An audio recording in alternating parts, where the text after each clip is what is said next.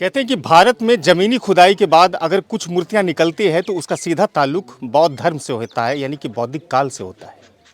ऐसे ही खुदाई से पहले के कुछ अवशेष, कुछ मूर्तियां भागलपुर से कुछ दूरी पर, यानी मुंगेर जिला का वो इलाका कहलाता है। लेकिन अगर भागलपुर से आप आएंगे तो मोटा मोटी 40 से 50 किलोमीटर की यात्रा तय करनी होगी। लेकिन अगर आप सुल्तानगंज से आएंगे तो 15 से 20 किलोमीटर की दूरी तय करनी होगी। और ये जगह कहाँ है आपको पता है? मैं बताता हूँ। ये लगमा जगह है, एक छोटी सी आबादी रहती है जहाँ दलितों की आबादी भी है और कुछ अन्य जातियों की आबादी भी है। लगमा गाँव में ही अनगिनत ऐसी मूर्ति है, प्रतिमा है, जो कि सीधा बौद्ध काल से संबंध रखती है। और ये दावा हम नहीं करते हैं, बल्कि इसके रिसर्चर्स, इसके जो शोध करता है सोमनाथ आर्य जी, पेशे से पत्रकार है और झारखंड में कार्यरत है। लेकिन पिछले 10 वर्षों से 2014 से वो लगातार इस प्रतिमा पर और लगमा पर रिसर्च कर रहे हैं। दरअसल नाम से भी ये प्रतीत होता है कि लगमा यानी लामा एक ऐसा शब्द है जो कि लगमा से जुड़ करके बना है, जिसका सीधा ताल्लुक बौद्धिक काल से रखता है, जैसे दलाई लामा और अन्य तरह के जो नाम होते हैं बौद्ध धर्म के अंतर्गत में। और उस मूर्ति का ये भी संबंध है, कहते हैं कि तिब्बत में ऐसी मूर्तियां हुआ करती है जो कि काफ़ी प्राचीनतम है। भारत में बहुत ही मुश्किल से इस तरह की मूर्तियां मिलती है, लेकिन ये दावा करते हैं कि भारत में इस प्रकार की मूर्तियां नहीं है। और ये पता है ये तीनों मूर्तियों का नाम क्या है? जो शोध में इसके नाम आया है वो पहला है चंद्र रोशन की मूर्तियाँ, दूसरी ब्रज योगिनी है और तीसरी जो बौद्ध देवी हुआ करती थी वसुधरा, जो धन और समृद्धि की देवी हुआ करती थी, उसकी प्रतिमा है। ये केवल मूर्तियों तक ही रिसर्च सीमित नहीं होता है, बल्कि लगमा गांव में अशोक काल में जो कुआं होते थे, हम जानते हैं कि जलापूर्ति के पहले प्राचीन कालों में 2 ही स्रोत होते थे, तालाब और कुआं और नदी, माफ़ करेंगे, कुआं, नदी और तालाब। तो एक कुआं जो कि लगमा गांव में है वो हम आपको दिखाएंगे। इससे पहले जो हमने वीडियो इन्फ्लुएंस किया है, क्रिएट किया है, वो सीधा आपके तीनों जो प्रतिमा है उस पर है। लेकिन अब हम आपको कुआं और जो पद चिन्ह मिले हैं, गौतम बुद्ध के जो माथा मिले हैं, जो उनके पद चिन्ह हैं, और कुछ जो वहाँ पर एक और चीज़ें हैं जो कि सोमनाथ जी से हम 1 मिनट की बातचीत में उसको हम लाने की कोशिश करेंगे इस वीडियो में। लेकिन आपको सीधे हम अशोक जी जिस समय सम्राट थे उस समय के काल के कुएं को दिखाते हैं और उसकी विशेषता को दिखाते हैं। यही वो कुआं है।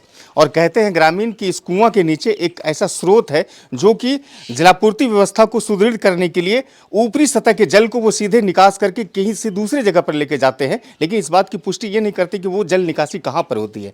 लेकिन आप कुएं के आकार को देखें और संरचना को देखें, कितना मोटा ईंट है इसमें, जिसकी वजन यहाँ के ग्रामीण कहते हैं कि 30 से 40 किलो भी हो सकती है। हालांकि कोई ये बिल्कुल ये प्रमाण नहीं है कि 30 किलो ही होगा या 40 किलो, लेकिन आप डिज़ाइन देखिए, संरचना देखिए कि ये कैसा कुआं है। और इस कुआं की एक और विशेषता आपको हम बताते हैं कि इस कुआं से कभी भी पानी नहीं सूखता है, यानी कि जल संकट उत्पन्न नहीं होता है। बिहार में जल संकट एक सबसे गंभीर विषय है जिस पर सरकार दावा भी करती है।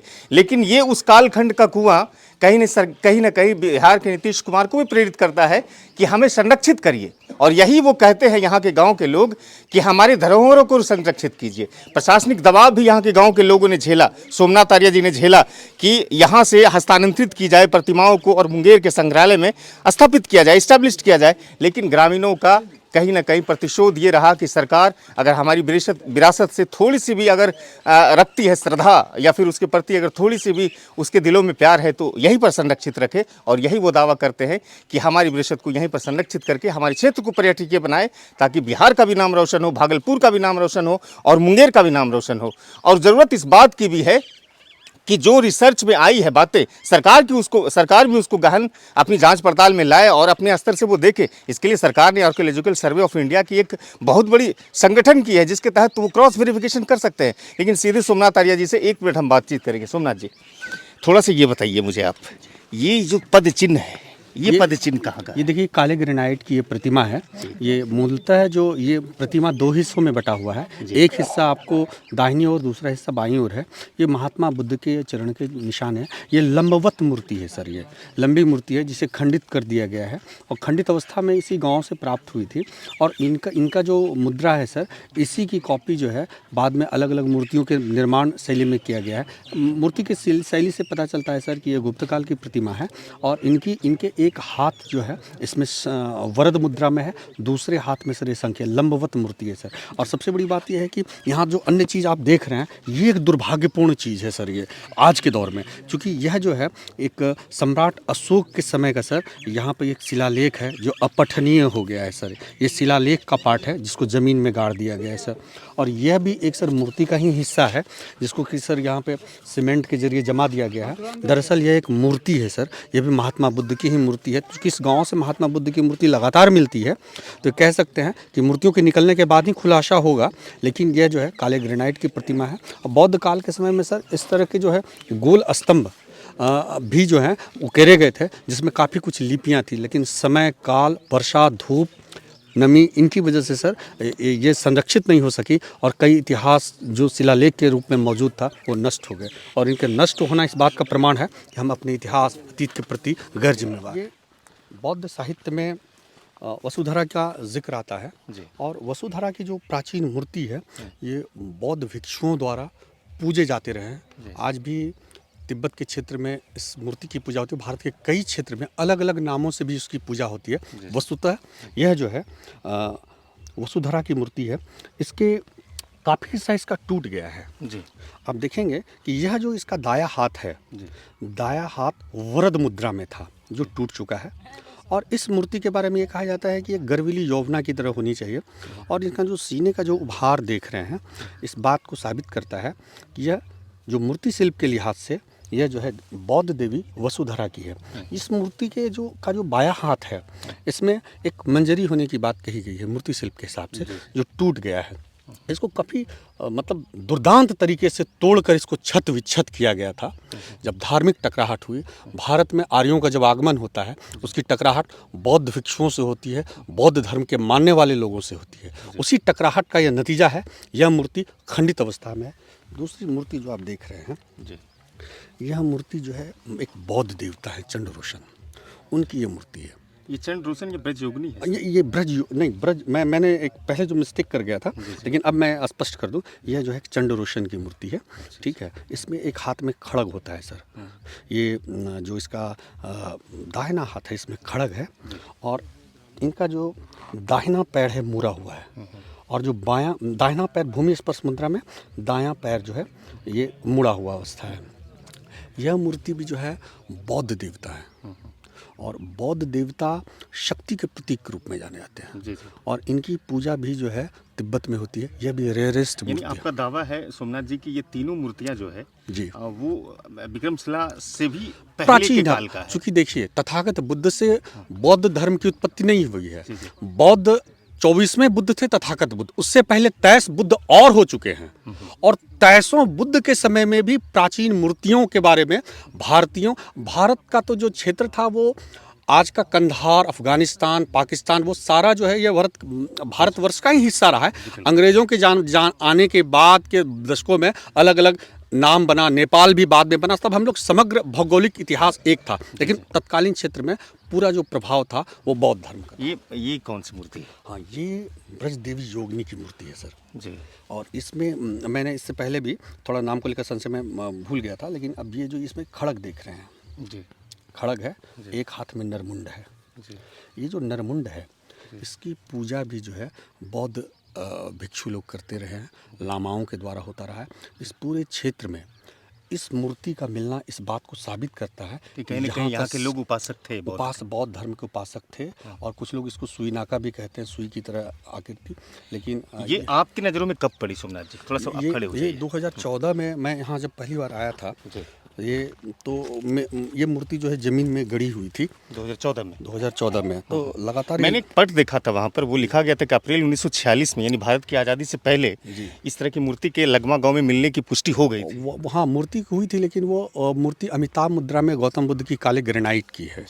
वो मूर्ति भी निकली और लगातार यहाँ पर जो है कि ना केवल मूर्ति बल्कि कई जगहों पर पुराने बर्तन भी मिले हैं। आज भी यहाँ आपको प्राचीन कुआं मिलेगा।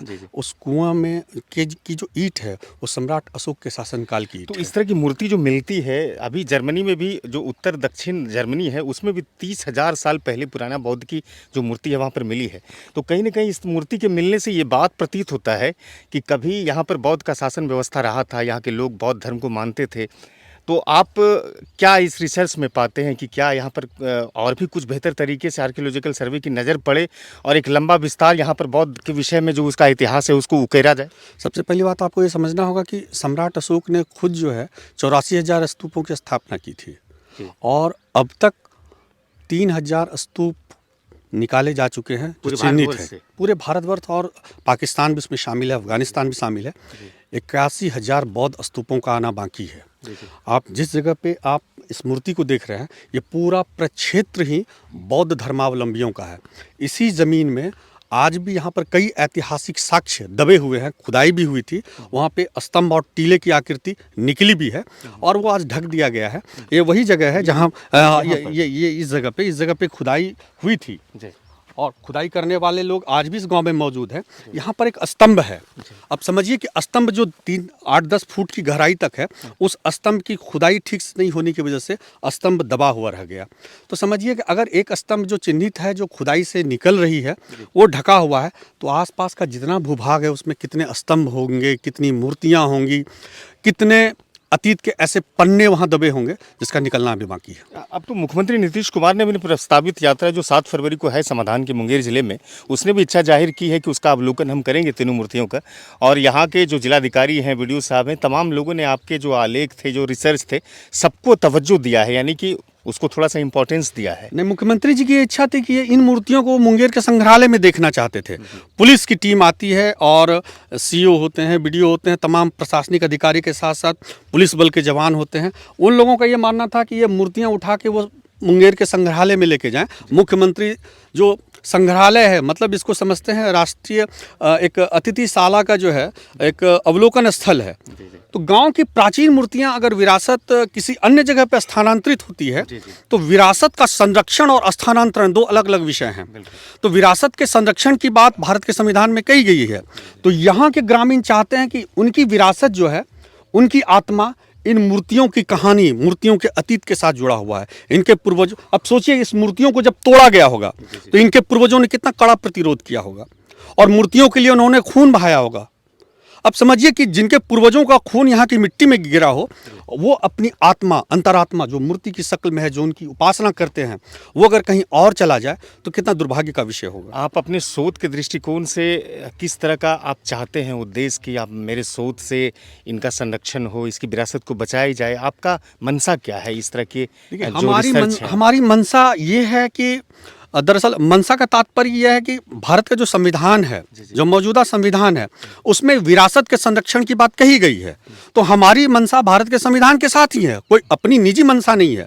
भारत का संविधान जो विरासत के संरक्षण की बात कही गई है, भारत के संविधान में संरक्षण के लेकर जितने उपाय किए गए हैं, उपाय बताए गए हैं, उसके लिए आर्कियोलॉजिकल सर्वे ऑफ इंडिया है, उसके लिए बिहार सरकार का पुरातत्व विभाग है, जिला प्रशासन को भी इतने राइट्स हैं, इतने कमर्शियल पावर्स हैं कि वह विरासत के संरक्षण को इसी स्थल पर संरक्षित कर सकते हैं।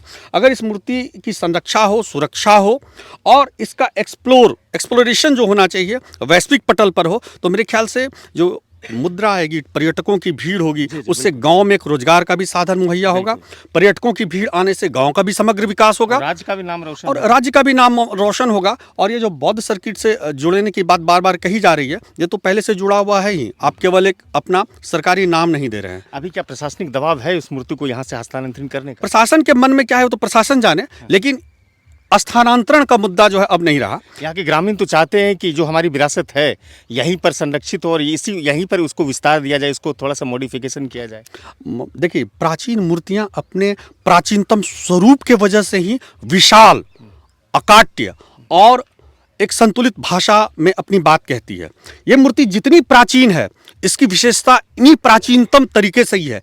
केवल इसमें एक अगर पेडेस्टल बना दिया जाए और इस मूर्तियों के संदर्भ में उसकी व्याख्या कर दी जाए और गांव में इसको लेकर के एक अच्छी कार्य योजना बनाई जाए, ग्रामीणों की कमेटी बने और इस मूर्तियों के संरक्षण की दिशा में ग्रामीणों को भी यह हक दिया जाए कि जो बाहर से टूरिस्ट आएंगे उसके लिए प्रवेश द्वार भी हो, एंट्रेंस भी हो। अगर गांव में पर्यटक आएंगे तो समझ लीजिए कि गांव में एक अच्छी सड़क भी होगी, अच्छा स्कूल भी होगा। काफी इंटीरियर है लगभग। बिल्कुल, बहुत इंटीरियर इलाका है और यहाँ तक पहुँचने के लिए लोगों को बड़ी मुश्किल होती है जो यात्रा करते हैं सड़कों के माध्यम से। हालिया वर्षों में इसे इंटीरियर कहा गया है, बल्कि हमारा जो भारतीय इतिहास है, भारतीय अतीत है, जो दर्शन है, इन्हीं गांवों में नागरीय व्यवस्था थी। यही गांव ही एक वो शहर था। आज जो नकली शहर बना हुआ है कंक्रीटों का जंगल, वो शहर नहीं था। शहर में एक आत्मा विराजती है और आत्मा को आप देख सकते हैं। ये आत्मा पत्थरों की मूर्तियों की शक्ल में इस गांव में मौजूद है। मैं थोड़ा ग्रामीणों से बात करता हूँ सोमनाथ जी। यहाँ के ग्रामीण इस मूर्ति को लेकर के क्या कहते हैं? जो ऐतिहासिक धरोहर है, बौद्ध की जो प्रतिमा, यहाँ पर देवी देवताओं की जो 3 मूर्तियाँ हैं। आपका नाम क्या है? मेरा नाम अजबलाल पासवान है। रहने वाले आप कहाँ के? यहीं के हैं प्रॉपर। लगमा के। हाँ सर। ये गांव में कितने सालों से है आपके ये तीनों मूर्ति? ये तो हजारों हजार साल पुराने हैं सर। खुदाई में कब प्रतीत हुआ? ये खुदाई तो 30-35 साल पहले, मतलब ये 1946 में मैंने बोर्ड देखा था कि 46 में। हाँ वो पहले आए होंगे। जी जी। हाँ अच्छा, तो आप ये बताइए मुझे कि अब तीनों मूर्ति जो इस तरह से छत वित्तीय अवस्था में है, यानी कि इसका जो संरक्षण सही तरीके से होना चाहिए था, वो तो फिलहाल नहीं दिखता है मुझे। आप क्या चाहते हैं कि जो प्रशासनिक एक दबाव है कि यहाँ से हस्तांतरित करके मुंगेर के समाहरणालय तक पहुँचाया जाए, आप ग्रामीणों की क्या सोच है इसको लेकर? नहीं, ये सरकार की ये भूल होगी, जो कि हम दलितों का मतलब ये अहित करेंगे। जी। ये जो जहाँ पे स्थापित हैं उनको यहीं पे पुनर्जीवित करे। यहीं पे जो कुछ भी विकास करना है, मंदिर बनाना है, जो कुछ बनाने है, सरकार यहाँ पे मतलब हम लोगों को ये सुविधा प्रदान करे। कहा जाता है कि आपके जो पूर्वज थे वो बौद्ध के उपासक थे, बौद्ध धर्मावलंबी थे। जी हाँ, हम लोग खुद बौद्ध से बिलोंग है, लेकिन हम लोग गुलामी खट रहे हैं। हमारे पूर्वजों खटते आ रहे हैं। हम लोग ओरिजिनल बौद्धिस्ट हैं। हाँ, हम उन खून से हैं, लेकिन अपने खून को पहचान नहीं पाए। क्यों? कि हमारे पूर्वजों ने ही गुलामी स्वीकार किया। जहाँ 10 जनरेशन आगे से आ रहा है, वही गुलामी में हम लोग जी रहे हैं। देखिए, बड़ी बात कही सोमनाथ आर्य जी ने कि कहीं ना कहीं हम इतिहास के प्रति गैर जिम्मेदार हैं और अपने आलेख में, अपने अलग अलग अखबारों में आलेख के माध्यम से जागरूक कर रहे हैं और सरकारों को भी अपनी तरफ ध्यान आकृष्ट करवा रहे हैं कि ऐसे जो ऐतिहासिक धरोहर हैं, विरासत है, उसको संरक्षित रखिए। मुख्यमंत्री नीतीश कुमार 7 फरवरी को प्रस्तावित है मुंगेर का दौरा और उन्होंने इंटरेस्ट जाहिर किया है, इच्छा जाहिर की है कि हम लगमा गांव में जाकर उस मूर्ति की, उस प्रतिमा की अवलोकन हम करेंगे और देखेंगे कि वहां पर क्या हम सरकार की तरफ से सहयोग कर पाते हैं। देखना अब ये दिलचस्प होगा कि सरकार के दावे और कथन में कितनी सत्यता है और कितना लाभ लगमा के विरासत को संजोने में वो लगा पाएंगे, ये बहुत ही देखना दिलचस्प है। फिलहाल हमारा प्रयास कैसा लगा बातचीत में, आप फेसबुक पर हमारे जो वीडियोस हैं उसको शेयर और साझा करके आप इस चीज़ों को जानकारी दूसरों तक पहुंचा सकते हैं। फिलहाल हम आपसे इस वीडियो में आज्ञा चाहते हैं। धन्यवाद।